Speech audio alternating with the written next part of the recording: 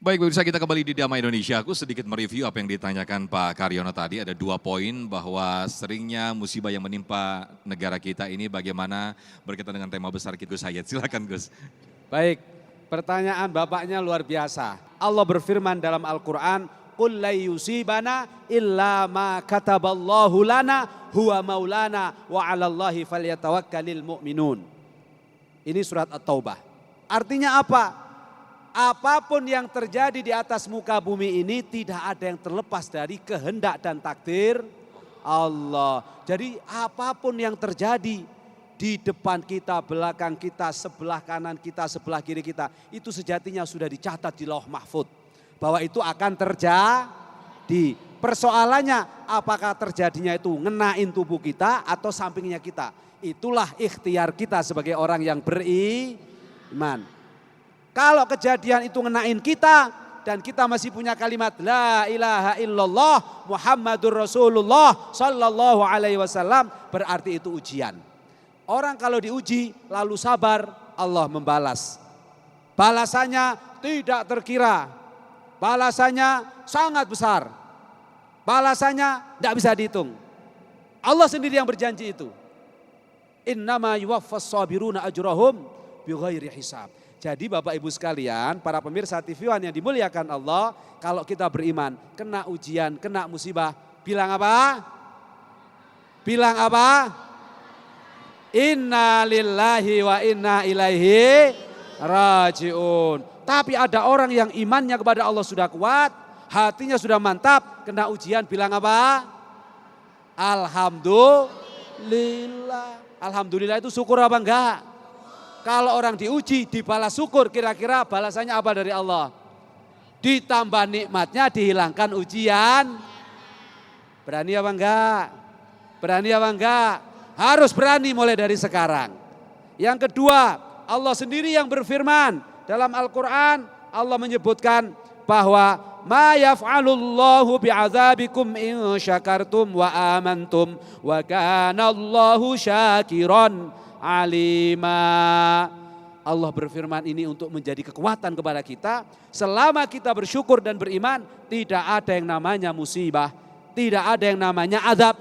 Adanya adalah ujian yang akhirnya melahirkan nikmat. Di ayat yang lain Allah berfirman, fa ammal ladzina kafaru fa u'adzibuhum 'adzaban syadidan fid dunya wal akhirah ma lahum min nasirin. Kalau orang itu kafir Bapak Ibu sekalian, tidak beriman kepada Allah, Allah akan azab syadida, dengan azab yang sangat pedih, dan bagi mereka tidak ada pertolongan. Na'udzubillahi min dzalik. Maka setiap Jumat Bapak-bapak selalu mendengar khutbah, ya ayyuhalladzina amanuttaqullaha haqqa tuqatih wa la tamutunna illa wa antum muslimun. Kenapa khatib selalu membaca ayat ini? Agar kita tidak tergoda hatinya untuk kafir, agar kita tidak tergoda hatinya untuk musyrik, agar kita tidak tergoda untuk murtad, karena kafir, syirik, murtad akan melahirkan azab Allah yang sangat pedih. Baik, berikutnya saya ke Pak Hartoyo yang insya Allah akan dijawab oleh Kiai Haji Tata Sukayat. Silakan Pak Hartoyo, kita masih ada waktu sedikit. Boleh Pak Hartoyo boleh berdiri untuk mengajukan pertanyaan? Iya, Pak Hartoyo silakan. Assalamualaikum warahmatullahi wabarakatuh. Waalaikumsalam Bapak warahmatullahi wabarakatuh. Kiai yang terhormat, saya mohon bertanya ini. Sebab kita ini udah banyak yang beriman ya. Beriman dan bersyukur, banyak-banyak pengajian, banyak-banyak ini ya. Tapi kenapa ya Pak? Sekarang ini masih banyak musibah yang terjadi di mana-mana. Ya gunung lah meletus, banjir mana-mana.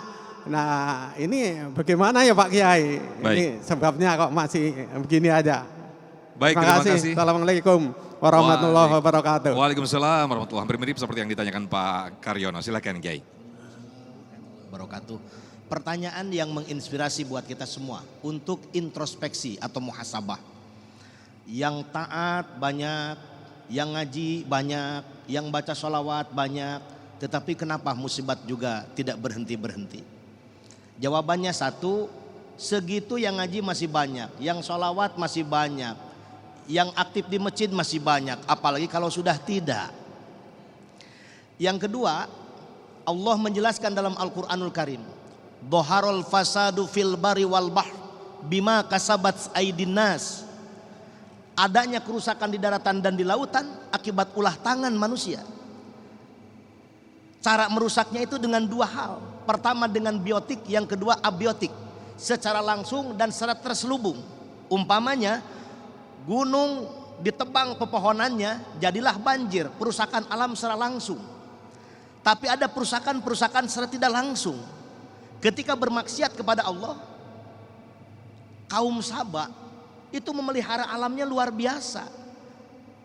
Secara alamnya, secara biotiknya, tetapi secara abiotik hilangnya rasa syukur kepada Allah, timbulnya kesombongan, maka mengundang azab Allah Subhanahu wa taala. Sehingga tidak bisa dibandingkan antara banyaknya yang ngaji dengan azab Allah ketika kita belum menyentuh mereka. Sehingga dalam hadis tentang dakwah itu, man ra'a minkum munkaran falyughayyirhu biyadihi. Siapa yang melihat kemunkaran, rubah dengan tangannya.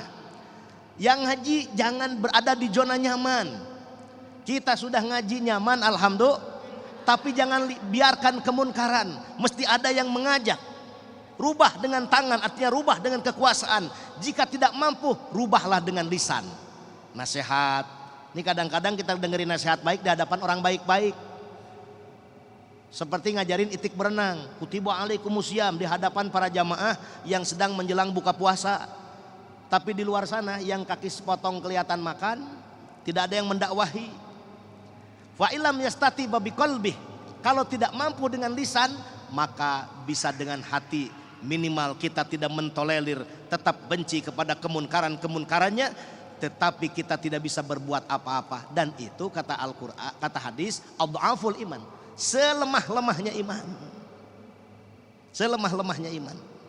Jadi ibu bapak yang dirahmati Allah Subhanahu wa taala, kalau kita sudah jadi ahli ngaji, rajin di pengajian, aktif di majlis taklim, berikutnya adalah liuballighu syahidu minkumul ghaib, menyampaikan kepada yang tidak ke majlis taklim.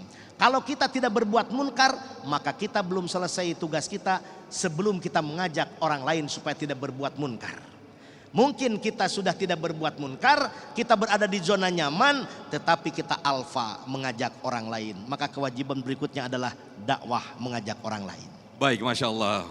Ada sedikit tambahan dari Gus Said, silakan Baik, Gus Said. intinya Bapak, musibah itu urusan lain. Tapi keimanan dan ketakwaan kita adalah bab lain. Agar terjadi musibah terus menerus, ayo kita bersatu.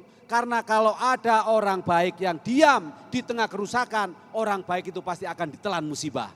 Maka pertanyaan Bapak tadi, kenapa kita sudah ada yang baik kok masih musibah? Karena kita diam ketika ada yang balak hutan. Kita diam ketika tanah-tanah yang harusnya untuk resapan dibangun, gedung-gedung bertingkat. Orang beriman harus berbicara, bersuara. Insya Allah itulah makna kita menjaga keimanan kita lahir dan batin. Tidak hanya ngaku iman, tapi ketika ada kemungkaran kita diam. Insya Allah kalau itu sudah dilakukan, selamatlah kita di dunia dan di akhirat. Apalagi ditambah dengan kita rajin istighfar, baca sholawat, dan ditutup dengan rajin sedekah. Karena as-shadaqatu tadfa'ul bala. Sedekah itu akan menolak balala. Semoga semua selamat di dunia wal akhirah. Amin, amin, ya Allahumma Rabbal Alamin. amin. Masya Allah tidak terasa waktu kita sudah habis. Terima kasih Gus Hayy, terima kasih Kiai Haji Tata Sukayat atas tausiahnya. Mudah-mudahan membuat kita semakin memperbanyak rasa syukur kita dan juga memperdalam keimanan kita sehingga kita tertolak dari azab Allah Subhanahu wa taala. Amin, amin, ya Rabbal Alamin. Akhirnya saya Muhammad Sofyan dan kru yang bertugas pamit undur diri. Terima kasih. Wassalamualaikum warahmatullahi wabarakatuh. Kiai Tata Sukayat untuk doa silakan. Allahumma salli ala sayyidina wa maulana Muhammad wa ala alihi wa sahbihi ajmain. Allahumma inna nas'aluka salamatan fid din wa afiatan fil jasad wa ziyadatan fil ilmi wa barakatan fi rizki wa taubatan qoblal maut wa rahmatan indal maut wa magfiratan ba'dal maut. Allahumma hawin alaina fi sakaratil maut wa najata minan nar wal afwa indal hisab Rabbana la tuzigh qulubana ba'da idh hadaitana wa hab lana min ladunka rahmatan innaka antal wahhab. Allahumma nawwir qulubana binuri hidayatik kama nawwartal arda binuri syamsika abadan abada bi rahmatika ya arhamar rahimin. Allahumma ahyina ala dinil Islam wa amitna ala dinil Islam wa akhrijna minad dunya ma'al imani wal Islam. Rabbana atina fid dunya hasanah wa fil akhirati hasanah wa qina adzaban nar. Subhana rabbika rabbil izzati amma yasifun wassalamun alal mursalin walhamdulillahi rabbil alamin. Al-Fatihah.